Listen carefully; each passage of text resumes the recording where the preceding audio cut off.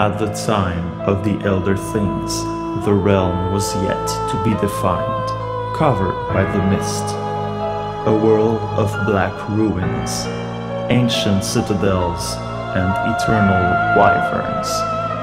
But then there was light, and with light came chaos. Fire and ice, light and shadow, and unequivocally life and death. Then from the shadow they arose and discovered the spirits of gods within the sparks. Lobordek, the flesh-born, Skadlust, the bone-forged, and, of course, Lilvia, the blood-bringer, and her faithful servants.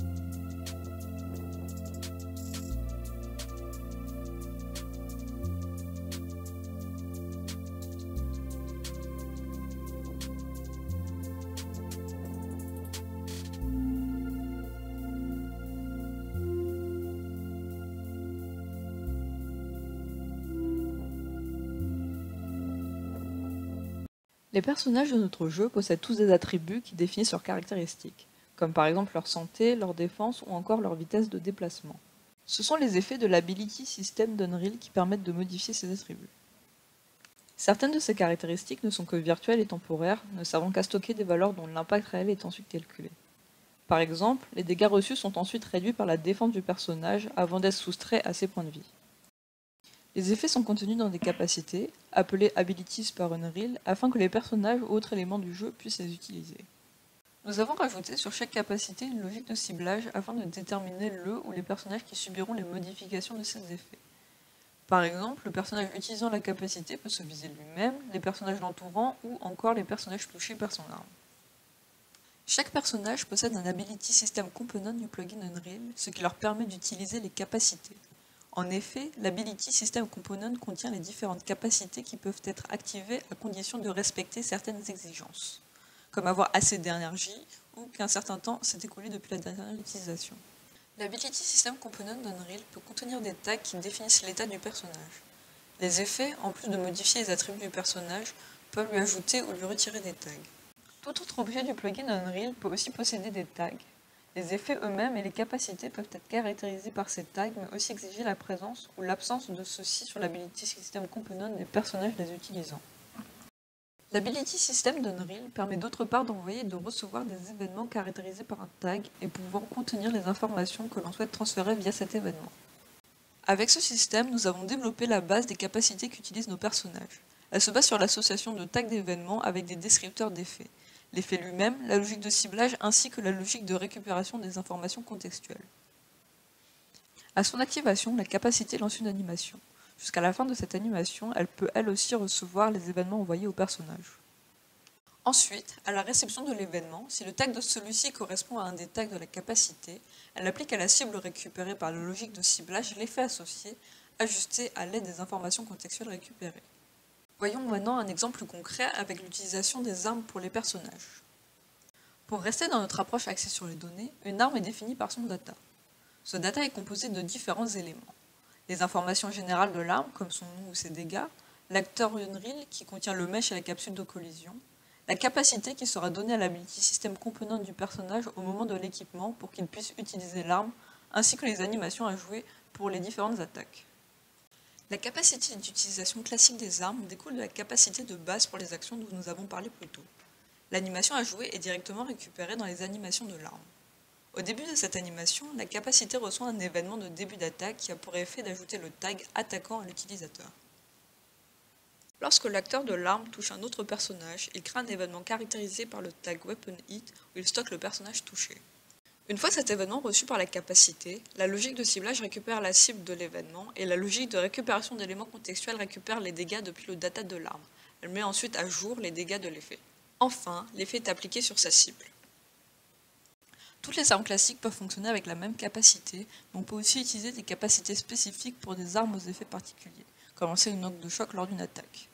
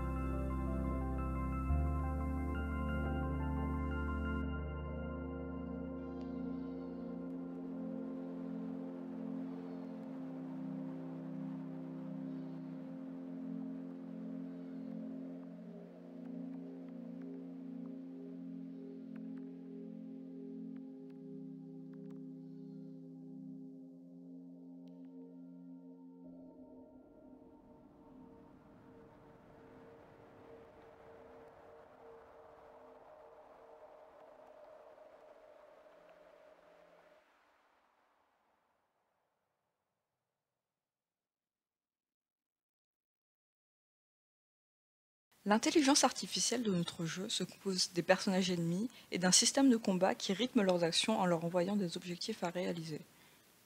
Pour cela, les ennemis possèdent un arbre de comportement et un planeur chargé de trouver une suite d'actions à effectuer pour respecter les demandes du système de combat. L'arbre de comportement exécute une suite de tâches qui forment la boucle de jeu des ennemis. Elle se déroule en 3 parties: se préparer à agir, sélectionner la prochaine action à effectuer, puis l'exécuter.